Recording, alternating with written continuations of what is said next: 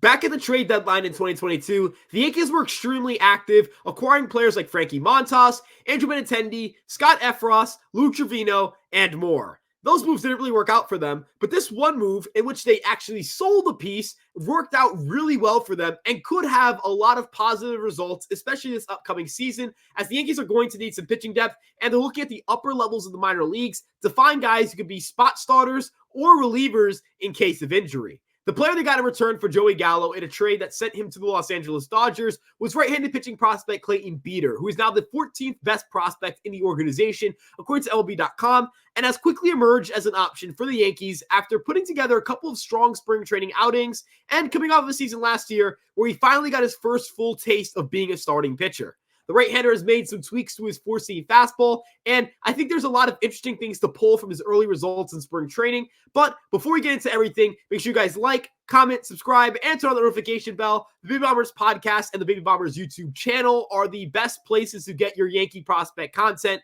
And if you guys want to get major league coverage on the New York Yankees, you guys can check out Fireside Yankees on Twitter, Instagram, TikTok, Facebook, and of course, YouTube as well. We have daily podcasts and so much more. And without further ado, let's get into today's video.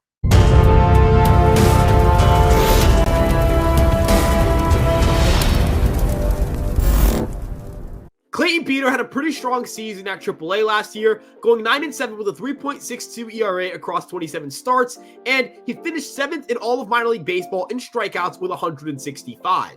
The biggest issue for the right-hander came with walks, and at AAA specifically, he gave up a lot of home runs as well, and a lot of that has to do with his lack of command. His inability to command out of zone and in zone results in either walks and ugly misses out of the zone or ugly misses in zone where batters are given pretty hittable pitches and they're able to do damage with it. His four-seam fastball and slider are his two most used pitches, and both pitches are considered his primary pitches. He does not really have a defined third pitch, which we'll talk about in a little bit, but as it pertains to the four-seamer, that's really the pitch that I really have the most interest in, and it's specifically because of some tweaks he's made from 2023 to 2024 to perhaps make it a more unique offering that could end up being a great pitch for him. He generates 16.6 inches of induced vertical break with 5.1 inches of arm side movement, sitting at 93.4 miles per hour in AAA last year on his four-seamer, and yet in spring training, he's sitting 94.9 miles per hour on the four-seam fastball with 17.1 inches of induced vertical break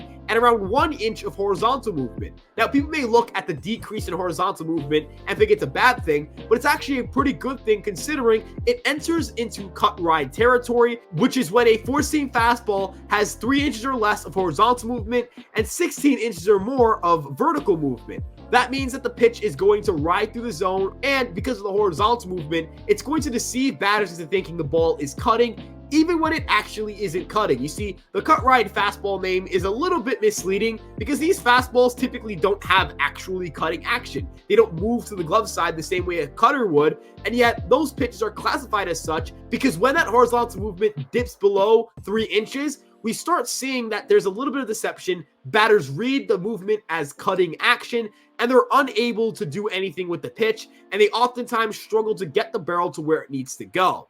Looking at Clayton Beeter's fastball in spring training, it has certainly been a pitch he's relied upon a little bit more, and it's one that I'm certainly impressed by as well. His ability to get around the baseball and his ability to throw that fastball a little bit firmer, get a little more vertical ride on it, and have a little more of a unique horizontal movement profile should make him a pitcher that batters don't have much to prepare off of or work with. Looking at his four-seam fastball and looking at other pitchers in the league, there were only 10 pitchers who threw at least 200 pitches last season who had a four-seamer that moved less than 2 inches horizontally and moved over 16 inches in terms of induced vertical break. Not having a fastball that batters have seen often and not having a pitch that is very common is extremely important, and it's a departure from what he was throwing last year. You see, when you look at the average four-seam fastball, especially from right-handed batters, we're going to be seeing a fastball that sits about 93 to 94, just like his last year, with about 16 inches of induced vertical break, again, right in line with what he did last year, and about 7 inches of horizontal movement, which is only 2 inches more than the horizontal movement we saw in Clayton Beeter's four-seamer at AAA. throwing an average fastball and throwing a pitch that batters have seen all the time. They have experience seeing in AAA, the major league level, AA, every level of professional baseball, at least in the modern age. You're going to start giving yourself problems and you're going to have struggles as a pitcher. So when Clayton Beeter shifted his four-seamer to have more of a unique horizontal movement profile, it certainly helped him a lot, and it's something I think is going to improve him in 2024, which is an important year for him because he wants to make it as a starting pitcher. Sure, he has a reliever profile, but this is a guy who wants to start in major league games and make it to 5 or 6 innings through a start, pitch deep into games, increase his start total, work past previous inning limits. He came over to the Yankee organization, and that was the number one thing that excited him. The opportunity to start consistently. It was something he wasn't afforded in college or with the Dodgers. I don't think the Yankees have to hand him a rotation spot, nor do I think he'll break camp with the team, but I do think it's important for him to continue to develop as a starting pitcher because I think there is still some room for growth for him. The big pitch for him is the slider. That's his best offering at a 36% whiff rate last year, and it kind of has a death ball feel to it. For those who are unaware what a death ball is, it's kind of a pitch that mirrors a breaking ball like Jordan Montgomery's, who it plays really well off of his four-seam fastball. It doesn't generate a lot of vertical drop compared to the average curveball, but it doesn't generate a lot of arm side movement or glove side movement either. It's right around that zero line in terms of horizontal and vertical movement, and in Clayton Beeter's case, he has seemed to master the death ball. It is a sharp, dropping slider that gets a lot of swings and misses, and given the fact that his four-seamer is kind of cut down some of the arm side run, you have two pitches that are going to have very similar horizontal movement profiles within about 2 inches of each other, and Clayton Beeter's four-seamer and slider could also generate about 17 to 18 inches of vertical separation. So if you think about two pitches coming from an over-the-top slot, and they both have about the same horizontal movement profile, but vertically they're going in two opposite directions, you're going to start having problems. And if you look at the release points, they're very similar on the four-seamer and the slider. He seems to just kind of orient his wrist to get on top of the ball instead of behind the baseball. And I ultimately think these two pitches will pair for a very devastating combination. With that being said, though, if he wants to make it as a starting pitcher, here are two different paths he could take to find that route, and they all have to do with finding that third pitch. I think the most easy route for him might be just working on his curveball more. He already throws one, and it seems to be a matter of just throwing a slower, loopier version of his slider. It should help against left-handed batters, and if he has a good feel for the pitch, that's 3 different pitches that he can throw to left-handed or right-handed batters, and I think he'll have some success.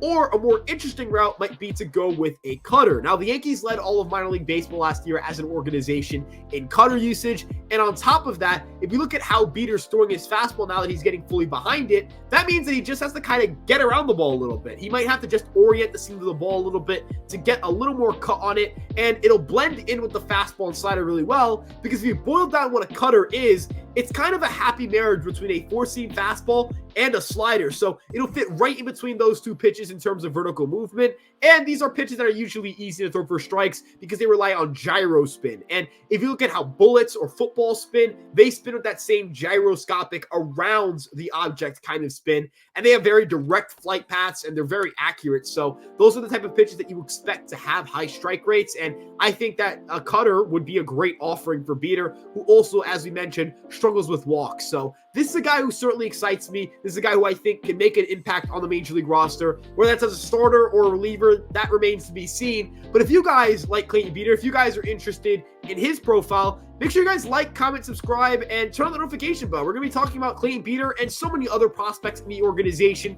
We're going to be spotlighting them, talking about them throughout the spring and the regular season. And if you guys enjoy that kind of content, the Baby Bombers podcast is exactly where you want to be for Yankee prospect coverage. As for Major League Team, you guys can check out Fireside Yankees, as we mentioned earlier, YouTube, TikTok, Instagram, Facebook, and Twitter. We've got a ton of awesome content. And of course, you guys can check out EmpireSportsMedia.com for the written coverage of not just the Yankees, but all of your favorite New York sports teams. You guys can follow me at Ryan Garcia ESM on Twitter. And we'll see you guys in the next one. Peace out.